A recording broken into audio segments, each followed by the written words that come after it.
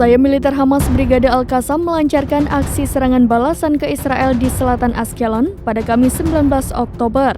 Dalam serangannya itu, Al-Qassam menargetkan tangki minyak Qatsa untuk dibom.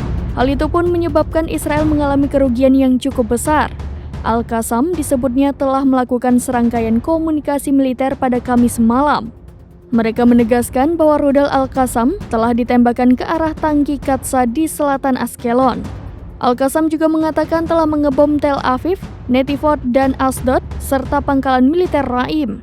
Mereka pun memperbarui pemboman di wilayah pendudukan Beersheba dengan serangan rudal sebagai respon terhadap pembantaian Zionis terhadap warga sipil.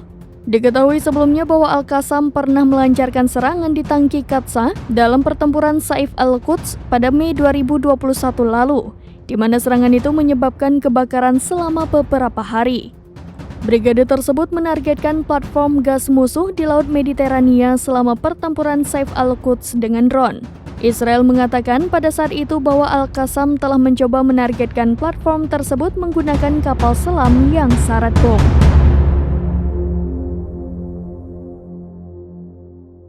Download Tribun X sekarang, menghadirkan lokal menjadi Indonesia.